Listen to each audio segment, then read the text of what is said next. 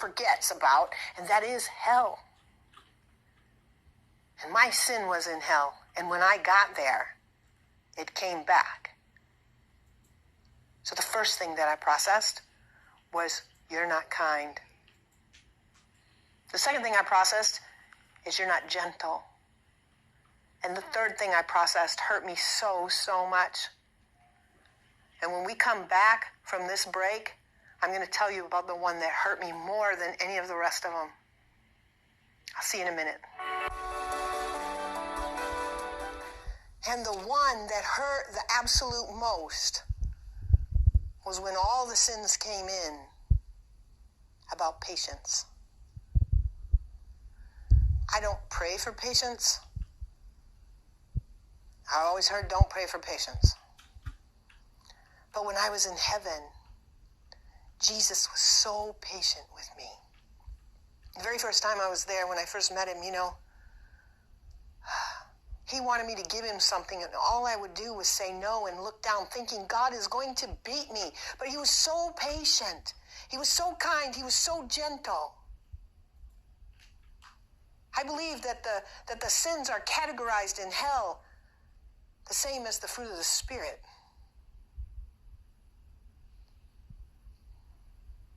And there were sins that I had done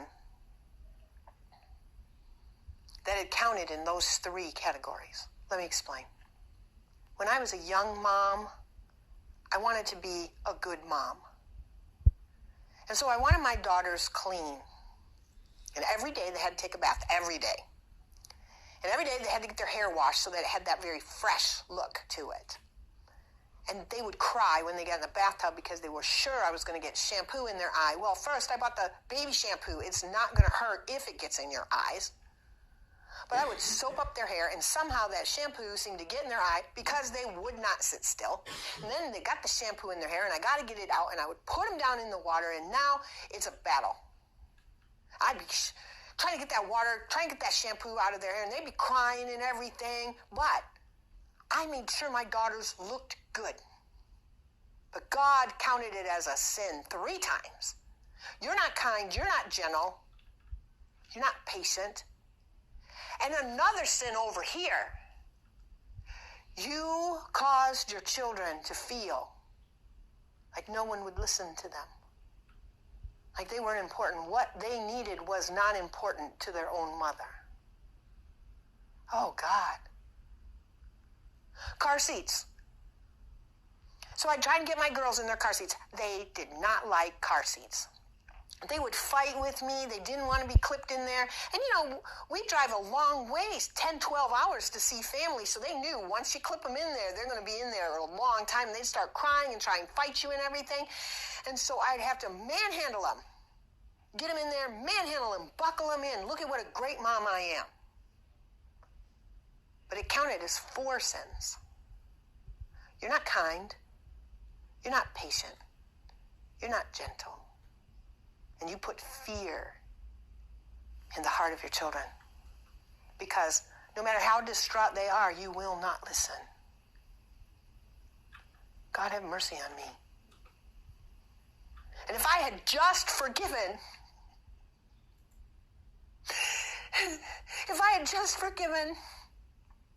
other people who had hurt me, if I'd just forgiven, it wasn't that I couldn't. It was that I wouldn't. And as those sins kept stacking up one after another,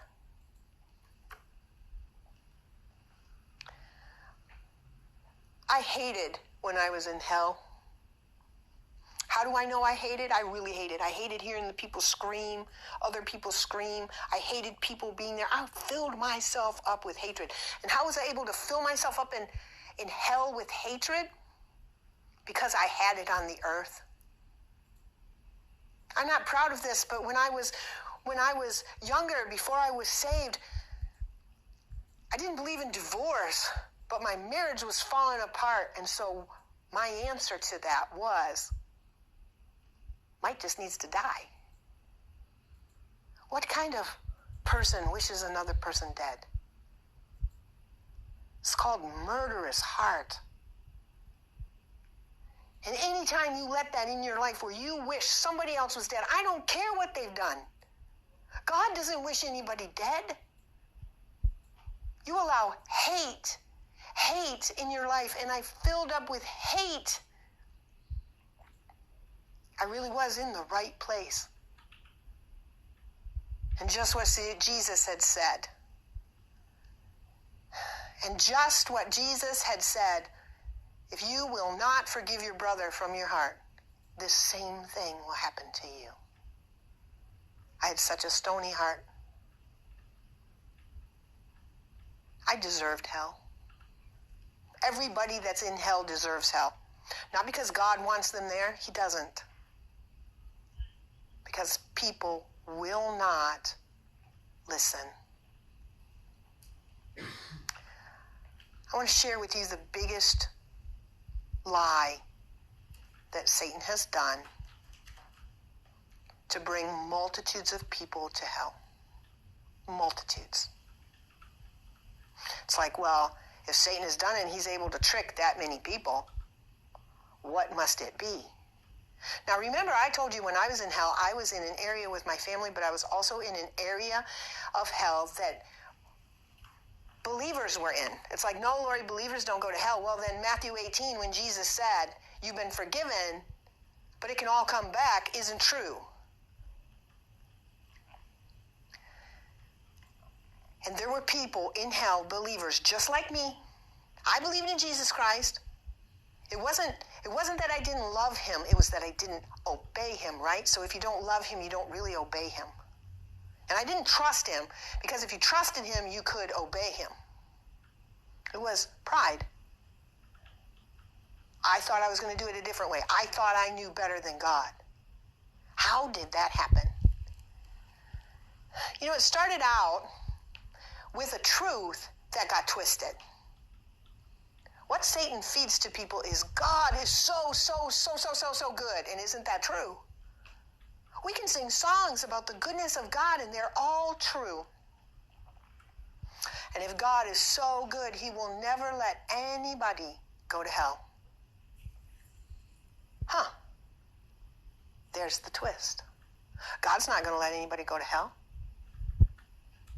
because it changed, right? It's not that you're letting yourself go to hell. It's that God would never let anybody go to hell. And it's true. God never let anybody go to hell. He sent his son. Jesus Christ paid the price. He spent all his blood to purchase me. God never let me go to hell. And so that's the pathway. That Satan gets you to this place. And as I say it, before you shut off, please hear me out. I mean, I've told this to people, and right away they just shut off. The trick that Satan has, it has a name. It's called once saved, always saved. And please, just give me a couple minutes to explain what I saw. Once saved, always saved means this. On the day that you were saved, God forgave you of all the sin of your past.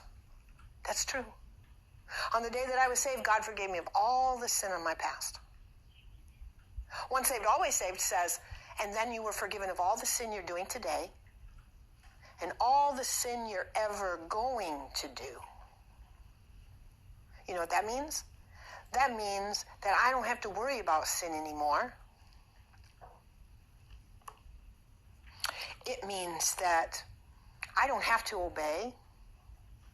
Let me tell you what the reality and the facts are. The facts are, on the day that